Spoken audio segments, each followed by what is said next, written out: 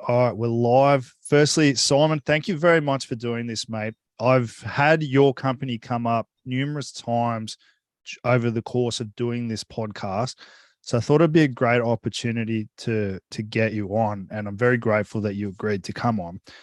Maybe for some of our audience who are not as familiar with yourself, would you be able to give a brief rundown of your career prior to starting Gainline?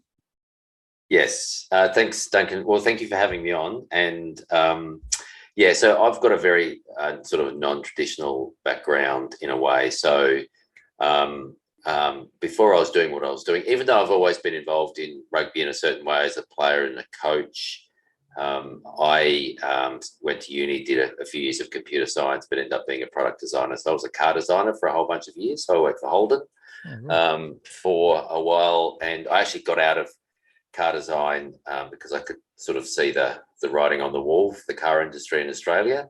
I ended up being a school teacher for a period of time. I ran a rugby program in a school here in Melbourne. So we're based here in Melbourne.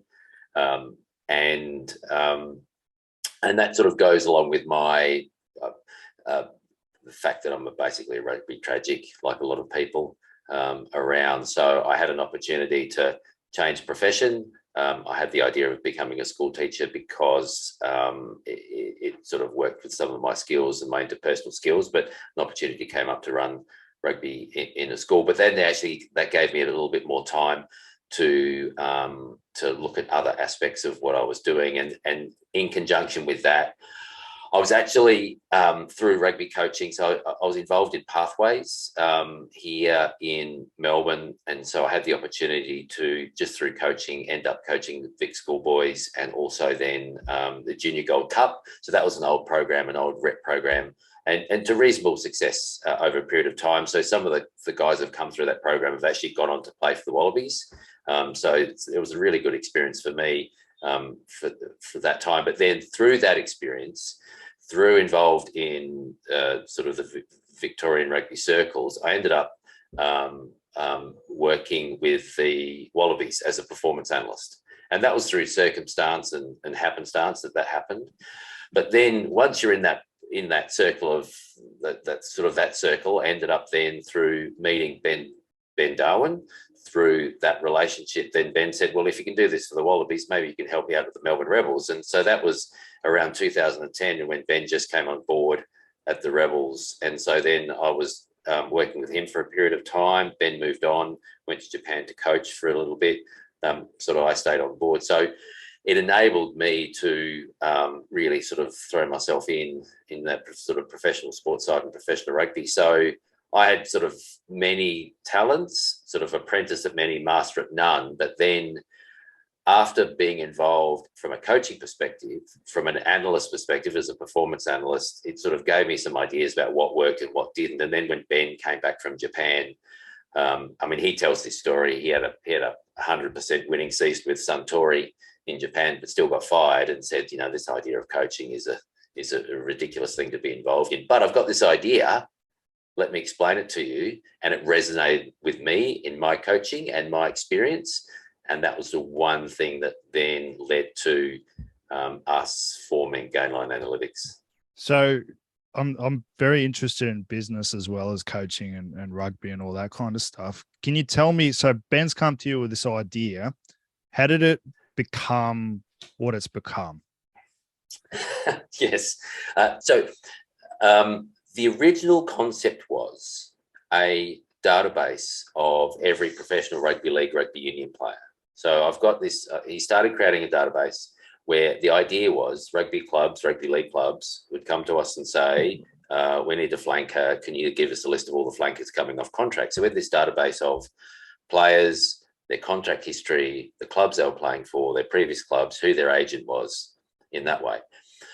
So, but when we arranged the database in a certain way, we noticed that clubs that were sourcing players or aiming to get high talent players versus clubs that were restricted from getting talent were not necessarily getting the performance outcomes that expected. So clubs that went and bought big weren't getting the performance boost expected.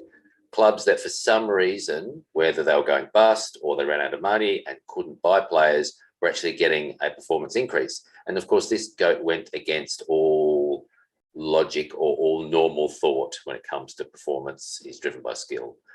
And this was sort of a bit of an aha moment that sort of sat with Ben and his own experience of playing through the Brumbies and playing in the Wallabies, where as an individual, he didn't think he was necessarily better than a New Zealand prop or a New Zealand rugby player, but as a team, the Brumbies and then the Wallabies during that golden era of Australian rugby could beat the All Blacks over that period of time. So that was that sort of time when we thought, I think we've got something here that teams can use, but understanding we've got something, but then actually applying it into a sporting environment is another thing altogether. So having an idea and turning it into a business are two completely different things. Yeah. And I'm sure that talking about that could probably take many, many hours and Yes. maybe for some other time. Yeah. Something that Ben's quite well known in the rugby community. Something that he mentions quite frequently and you guys talk about is the concept of cohesion. Yeah. So when you looked at these trends from what you've found, can you talk about how you get to this cohesion and the TWI index that you guys also talk about? Yeah. So when we talk about cohesion or the word cohesion, it's around the objective level of understanding that teammates have on the field with each other. So cohesion, it's not as in social cohesion, whether people like each other. It's not a cultural thing. It is more this objective understanding when someone does a certain thing on the field that their teammate knows what they're going to do and how they're going to do it in that way. So our measurements, TWI as an example, and the game-by-game markers that we've produced. So in a game of rugby league or a game of rugby union, we have literally thousands of different measurements that measure what we call cohesion. Now, whether they are truly, they are effectively a proxy for understanding. Whether you can truly measure understanding, I'm not 100% sure, but our markers have a very, very strong relationship to performance. So they're pretty good at effectively measuring understanding. So what we found was when we first started and we had this aha moment where, wait a minute, teams that went and buy all this talent don't perform, but teams that are restricted buying talent do actually get this uplifted performance. What is the factor that's involved in that? And then from that, that's where we were able to say, okay, we understand how they contract. We understand the contract length of their players, etc. How can we then turn that into a number? So when we first started Gainline, there was Ben, myself, and a third guy, Pat Ferguson. So Pat was doing economics at Melbourne University, and he was the numbers guy. So Ben and I obviously had this sort of on-field sort of sports experience, but Ben was the numbers guy. Pat was the numbers guy. So Pat went on to do a PhD at Harvard, so he was a pretty cluey fellow. So he was able to sort of articulate it in a numbers perspective, and that's how we developed TWI or Teamwork Index. And effectively, it's a way of measuring how an organisation puts their squad together. And in the simplest way, are they a build or are they a buy organisation? Does the organisation go out and buy existing talent, or do they develop it from within? And that's what the TWI marker, Teamwork Index, effectively measure. So that's a measure of how an organisation puts their squad together, and it's almost like a proxy for their philosophy in a way. And it's a really, really good indicator of whether a club's going to be successful in the short and long term. High TWI teams are the teams that are most successful, and they're the most successful over the long term. Low TWI teams are not successful. They can be, but there might be a short-term success and they quickly drop back over time. And TWI is a reflection. It's not a reflection of the coach.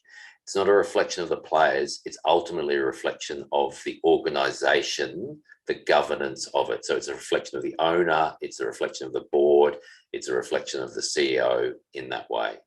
So one of the things I wanted to ask you specifically about is the team systems part of the TWI.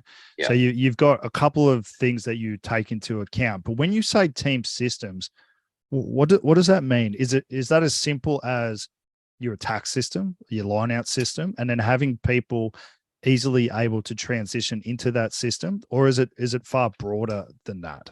Yeah, it is far broader. So sort of taking it back from looking at the team. So when we do talk about TWI and talk about recruitment, how an organisation recruits, TWI is a reflection of this, in a way, the system or the structure a team sits above. Say Penrith Panthers at the moment, I mean, they're a great example of a organisation that sits above a very aligned system. You get their players coming through their juniors into their reserves into their first grade, and so they can. And this is the great thing about the grand final, the NRL grand final on the weekend, is that they can still make changes in their team, and it doesn't necessarily influence them or impact them significantly. Where Parramatta, for example, they had really strong numbers, cohesion markers coming into the grand final. But in the last few weeks, they had to make some changes, and they were really fragile because of that, because their system or their structure underneath doesn't allow them to do it. Yeah. And so part of the function of TWI is a reflection of the system or the structure or the development pathways that a team sits on. And so when we talk about cohesion, we talk about the 3 Ps: people, position, and program. So it's the relationship between the understanding between people, the understanding of the relationship to position. So you get someone, say, in rugby playing at inside centre at 12.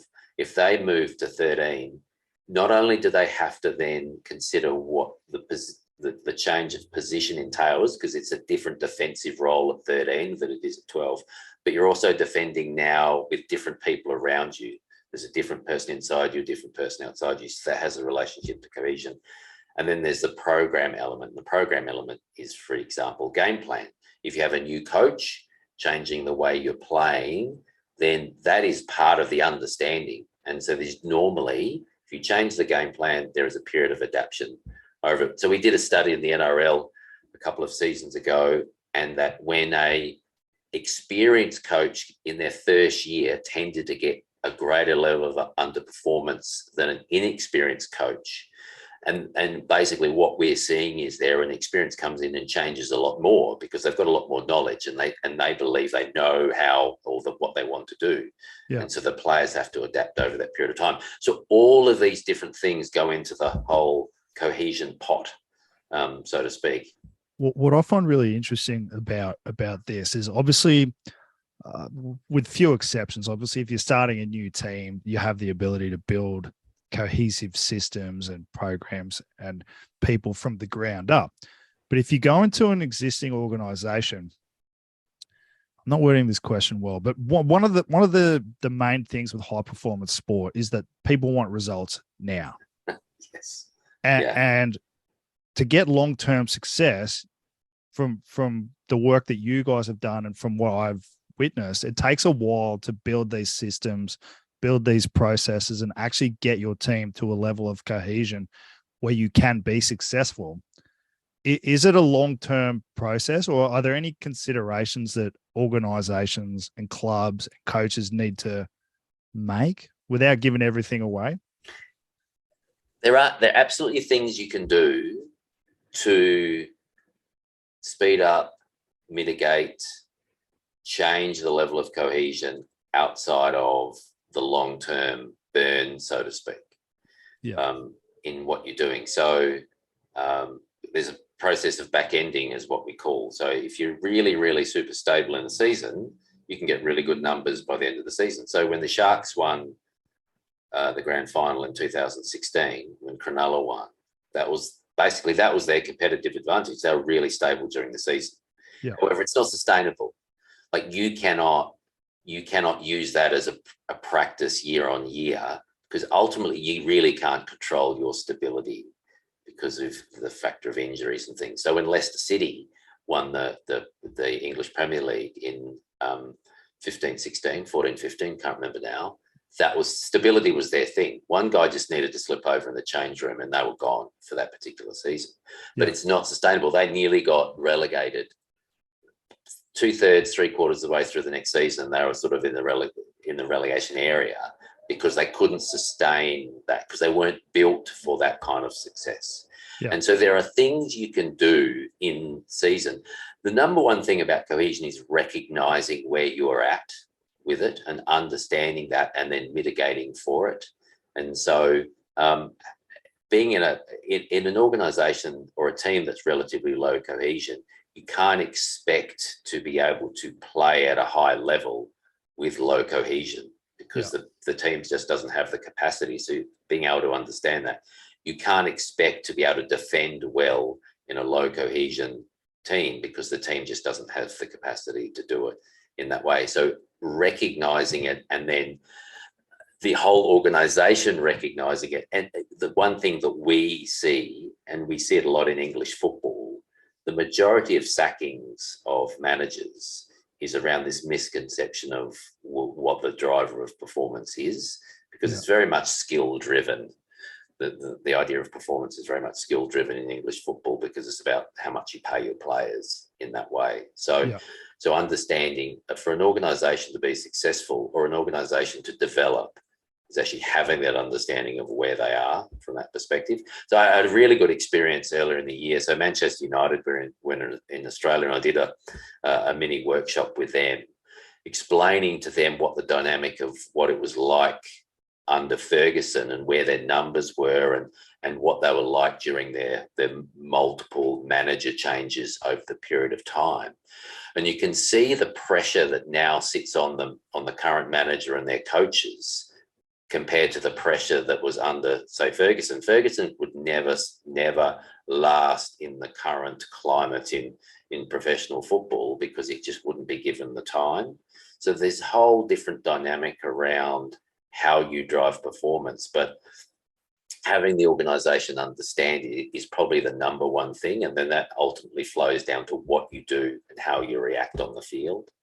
Are there any, for people that want to achieve long-term success? So you mentioned Manchester United, obviously one of the great examples. Then you'd look at the Canterbury Crusaders. They've got to be up there as well. And more recently, Penrith. What are some general considerations that organizations need to make or to invest in so that they can get that long-term success? Yeah, it's ultimately structure. What the structure of your organization looks like. It's almost like your national, it's the same for a national team, what the structure looks like underneath. So you cannot, as a team, you can't control your destiny by ultimately how you recruit existing players. You've basically got to be able to generate a system that produces players into your system. So when your senior players drop off, you already have your junior players coming through, which is what the Crusaders does, which is what the Melbourne Storm replaced Smith, Cronk and Slater. They basically have a system in place that allows them to come in, because they trust the process.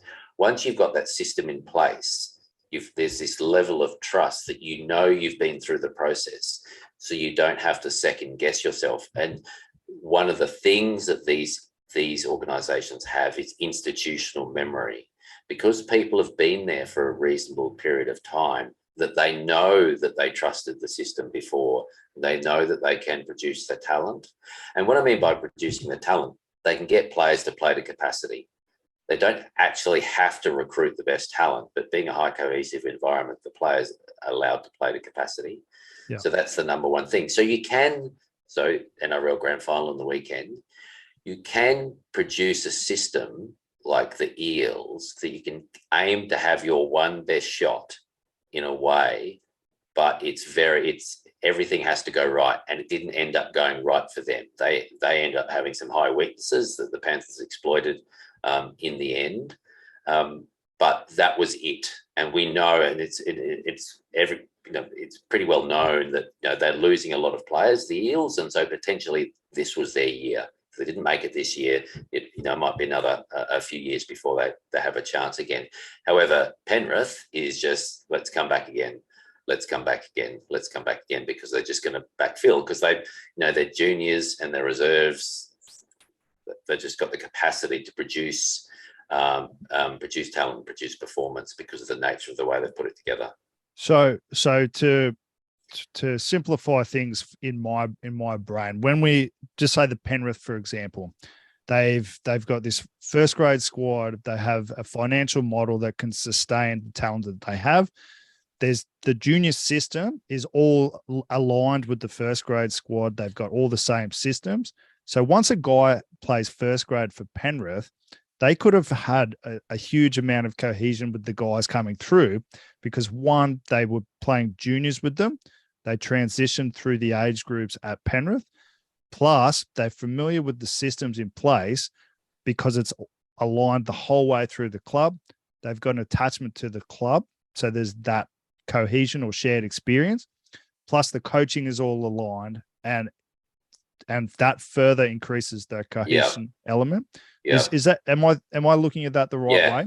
Yeah. One thing you did say in there about, I think I'll paraphrase you here. They've got the money or whatever it was to retain the talent. So the thing about that is, if the system's in place, you're always renewing with your junior talent, which means you're not paying overs. You're not paying overs for that talent. Yeah. So eventually, because your team becomes successful, your first grade team will be highly valued.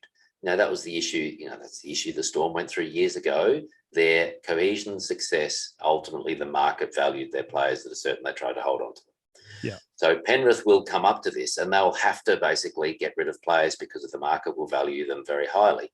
However, if your system is sustainable, you are backfilling with your juniors, and so you're not having to pay overs in that way. So it's almost sustainable. So I'll give you an example. So when Manly had some successful years in the 2000s, and the group said, we want to take pay cuts, so we just stay together as a group. But then you have a young guy like DCE come into the system and says, I'm a superstar. Well, sorry, I'm pretty good. I'm worth X. And the guys that have been there for a long period of time who are willing to take pay cuts, said, I'm not willing to take a pay cut anymore. And it's almost as if then that external talent then destroyed sort of the cost base, so to speak. So with this system, it just makes this sustainable system where you're not actually having to pay overs to maintain this level of performance. Because you look at teams like the Melbourne Storm, and it seems like they'll lose a bunch of superstars, and then the next lot will just transition in, and because they've had the system in place, it's almost seamless. Yeah, and it's like the Crusaders. You have a lot of those guys. We've done work with the Crusaders, and I probably couldn't even name their back row because they do their job, but they do their job really well. They're not standout stars, and because of that, they don't have to go and pay the big bucks. So you don't have to be like Auckland that have gone out and paid.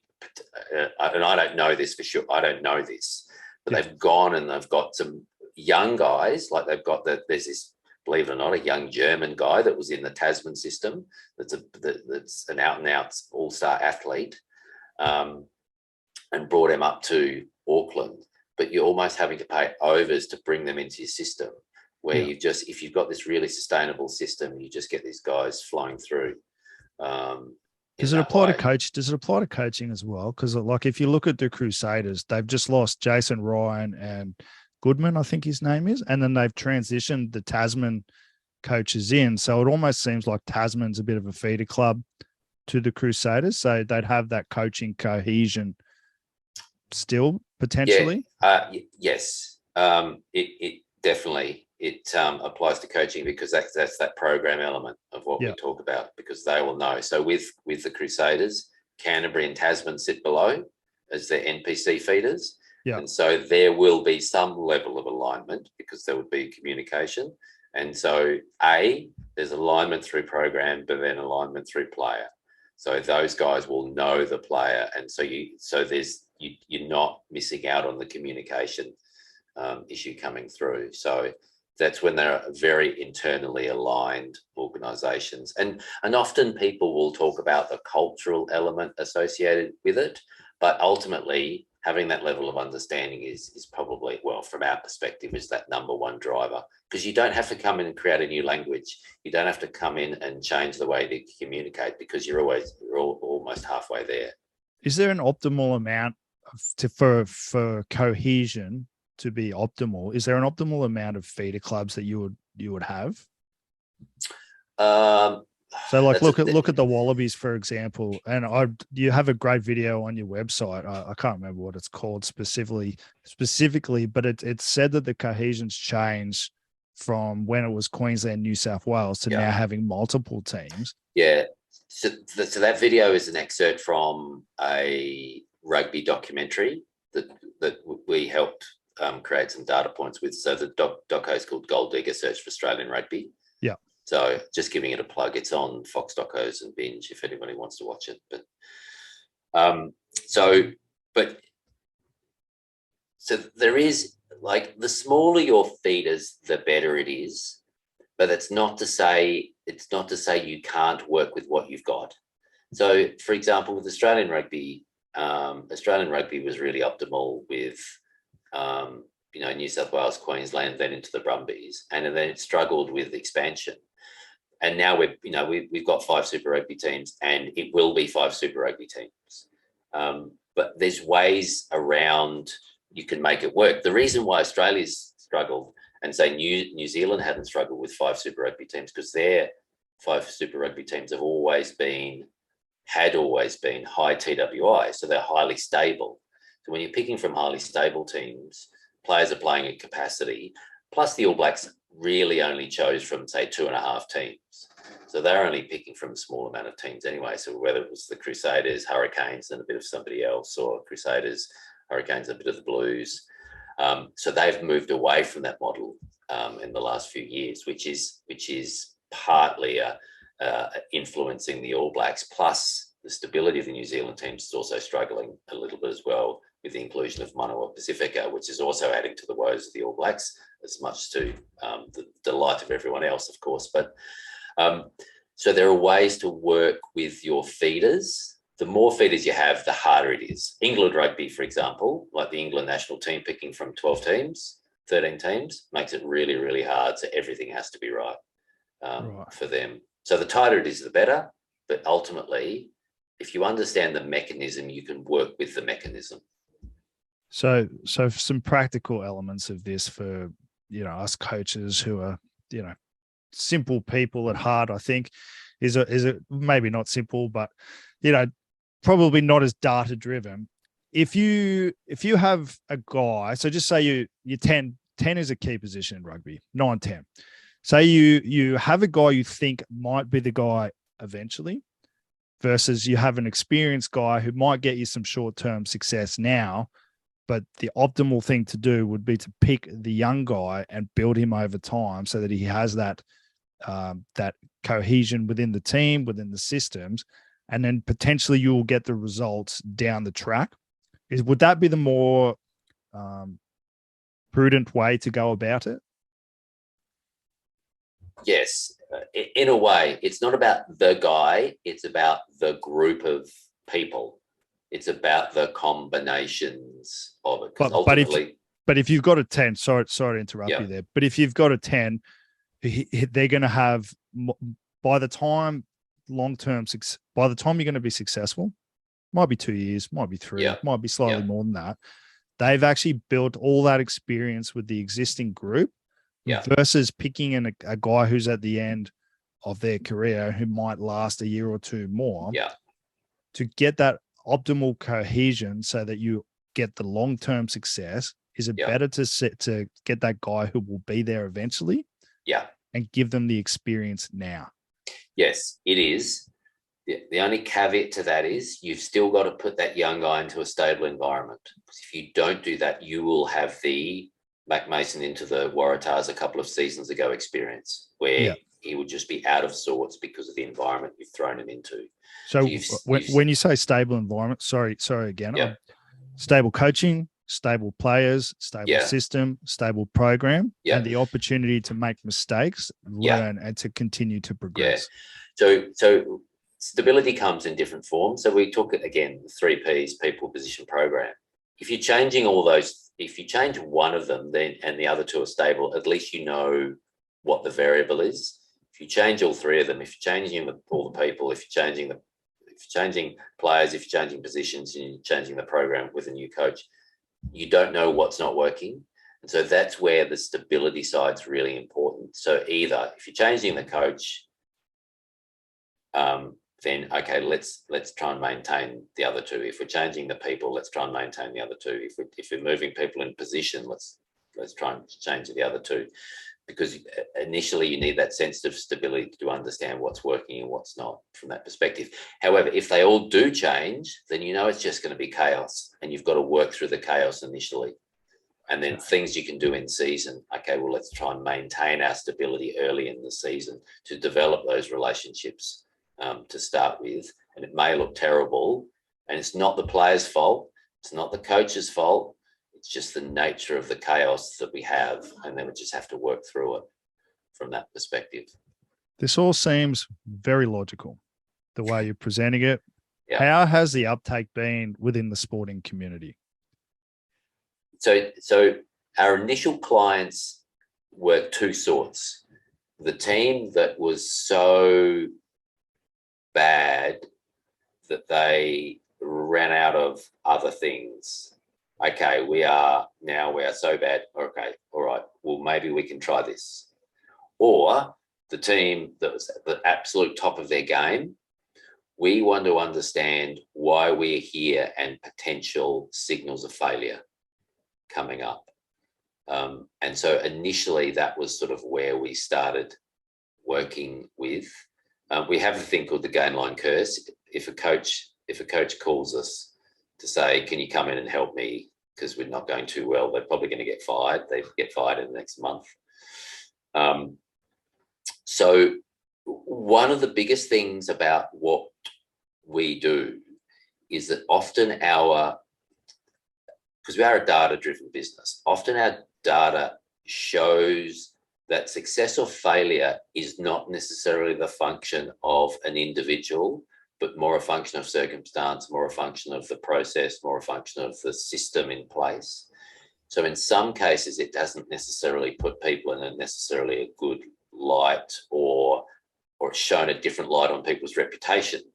So there is a lot of self-interest involved in that, where we try and be objective as possible. We're not finger pointing. This is the circumstance behind it. And because professional sport is very ego-driven, and it is often driven by the cult of personality and the cult of skill, it has been a sort of difficult for us to be able to get cut through, but we are generating that cut through now. And this is why for us, we position ourselves as a governance business. It's around the governance of the sporting body, which then flows down to what happens on field. Our focus is not to work with on field and then up. Our focus is to work with the owner board of a sporting organisation, then down to the field. Because ultimately, the way we look at it from a cohesion analytics perspective, a missed tackle on the field is more of a function of decisions made from a governance perspective 2 or 3 or 4 years earlier in the organisation. So the TWI, how you measure the squad, how it's put together, drives the actual game-by-game numbers that happens on the field on that day. So a decision made in the organisation 2 or 3 years ago, which drives TWI, will ultimately then drive a set of numbers that happens in a game. And those cohesion factors, it may look like a person is poor in defence, but it's potentially a cohesion weakness because he's never played with that person inside them in that way. And that's a function of decisions made in the organisation in that way. I'm trying to think of the right way to word this question. Some organizations get it right. Not many get it right. If you're a brand new club, what are the key considerations, just being general, of course, that you would make when starting a new club with the opportunity to get this right from the start? Is it a matter of getting those systems in place straight away? That's a really good question. Ultimately, it's about what do you want to achieve and when do you want to achieve it? I think one of the ultimately comes back to that governance question. The reason being, for example, let's look at the Dolphins in the NRL. So they could start with developing their system, developing their pathways, developing their juniors, and sort of, go back 7 years to where the Panthers were, and say in 7 years potentially we'll have a premiership winning system. 7 to 10 years we'll have a premiership winning system similar to what Penrith has now. The question for the organisation is, are we going to be willing to be absolutely flogged with a bunch of young kids for the first 3 or 4 years over that period of time? Can we take it as an organisation? Or do we want to get some hits? Do we want to get some wins on the road first as an organisation, take a dip for a period of time, and then come back when our juniors come through? So there are basically different ways to skin the cat with it. Yeah. And so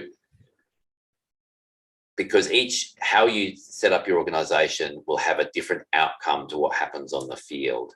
Setting up an existing team will have a different outcome. Sort of going for those first early wins will have a different outcome in the long term than setting up sort of a long-term system. So Melbourne Storm, really good example of a team set up in '98, a bunch of players from other NRL teams, amazingly stable organisation. In fact, by some of our markers, they achieved some defensive markers in their first season that the New Zealand Warriors have never achieved in their entire existence. Wow. So they just enabled themselves to be competitive really quick, which carried on to 99. Because that sort of, whether it was through conscious competence or unconscious competence, not really sure. But what happened was they got these early wins, they dropped off, but then they came back. Yeah. And so it depends on what the organisation wants to achieve and when they want to achieve it. I guess it'd be contextual as well. So if you're starting a new franchise, to get the fan base on side, you really need to get a few wins pretty early so people start to get excited about you, and then you could gradually filter your local juniors through the system.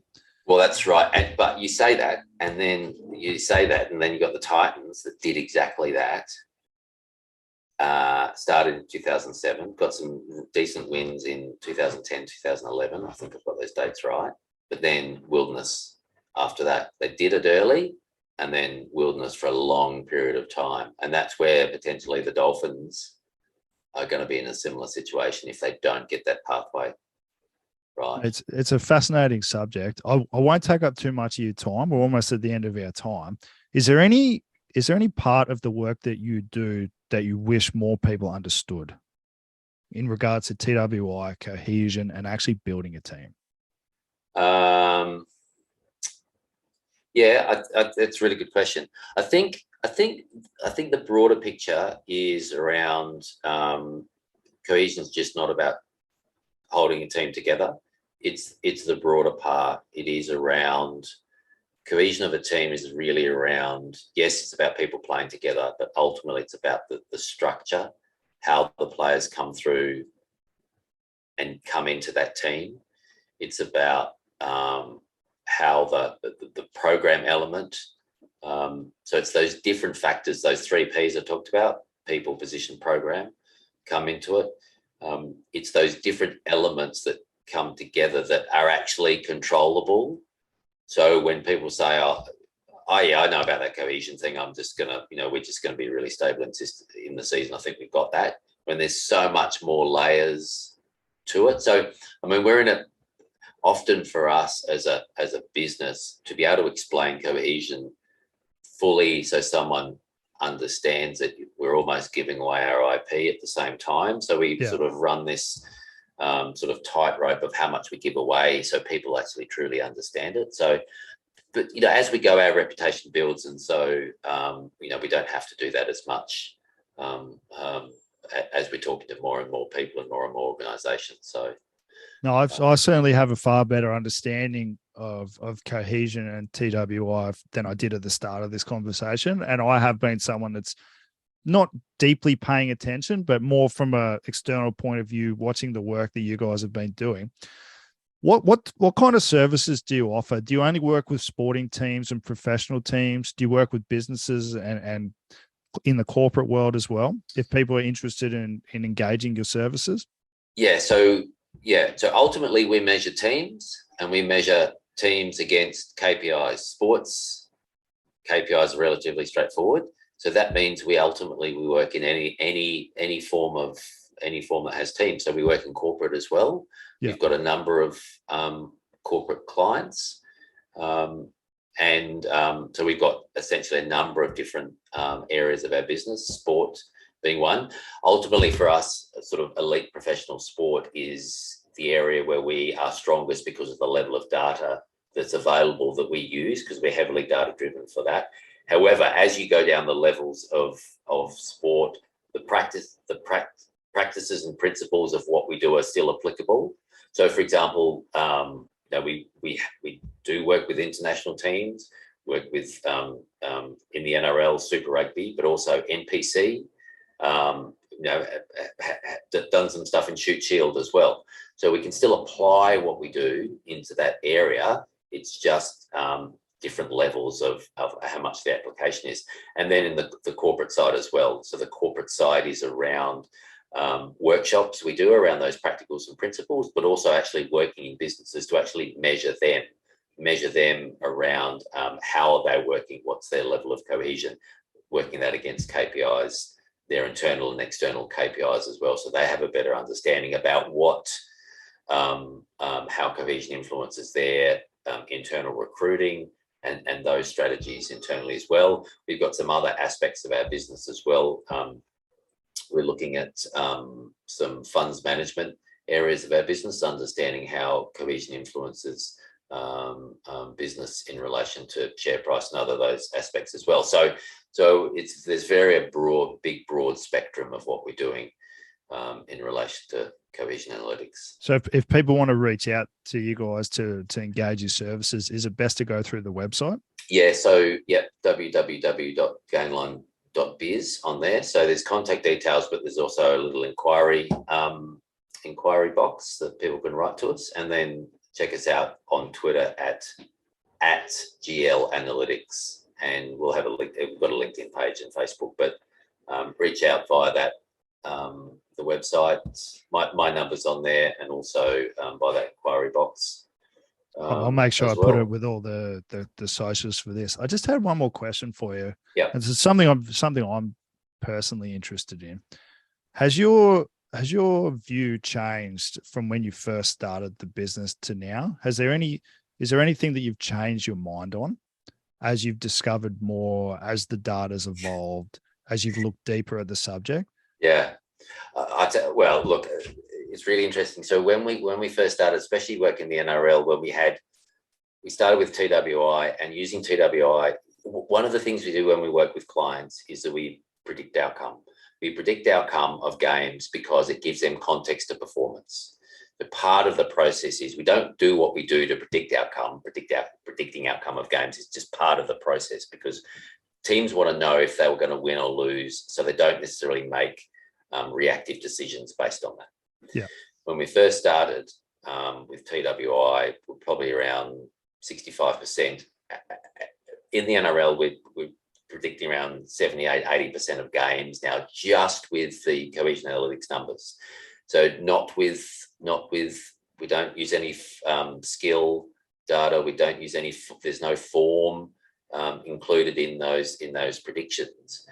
So what it's actually showing or proving is that level of understanding or the influence of cohesion is probably far greater than what we originally thought it was at the beginning of this process. Even now in the Premier League in the UK, where we know the disparity between the highest paid and the lowest paid teams in the Premier League is immense, still the level of cohesion between teams is the relationship between cohesion and performance is pretty strong. So it doesn't matter how much you're paying, you still have to be cohesive to have a level of performance. There's obviously exceptions, but I can imagine that it's more common than it is uncommon. Yeah, the most exception we have is when teams underperform against the markers. Rarely do we have a team that's a low cohesion team performing strongly. It's normally a high cohesion team for some reason that's not performing to its market. So an example of that is Adelaide Pros in 2018. And then what comes out post their preseason camp. So there's these things that we find where we red flag teams, and then majority of the times we actually find out a reason why they weren't necessarily performing to their markers in that way. So regardless of who the coach is, regardless of who the players are, teams have a capacity, and that capacity seems to be their cohesion markers. And in the majority of the competitions, whether it's the Rugby World Cup, whether it's the NRL or Super Rugby, there's a level that teams need to be competitive and to make the grand final and to be competitive with grand finals. So you can almost predict the finals before the start of the season, theoretically. Yeah, well, I mean, that's one thing we do. Now, what we can do is say this is the level that teams need to be competitive with the grand final based on this is where we've been and this is the trend in the NRL. Now, everyone may have a ball terror of a season and end up being above that. So that's what we do when we work with clients. We basically track them over the course of the season. This is where you're heading to give them an indication of whether or not they're being competitive or not.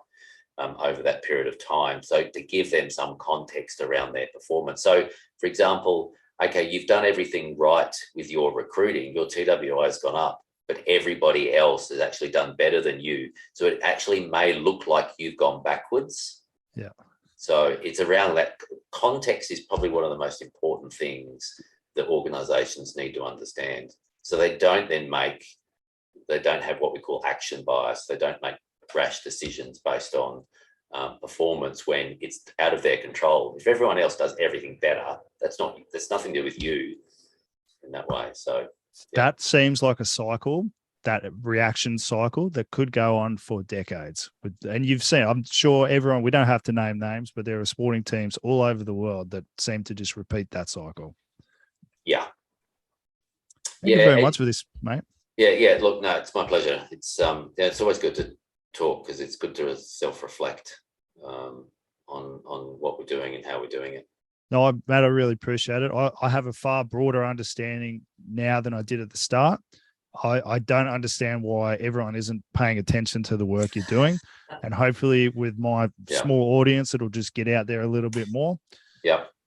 My closing remarks are Gainline Analytics is not advocating for 3 Super Rugby teams. So I just want to put that out there. Two teams? No. It's 5. We know it's 5. We can work with 5. We're already working. We're working with 3 of the Super Rugby teams, and we're absolutely. We know the mechanism. We can make the mechanism work. So that's one thing that I think this whole cohesion, especially around Australian rugby conversation, is. Because we as an organisation identified that Australian rugby was performing quite well under 3.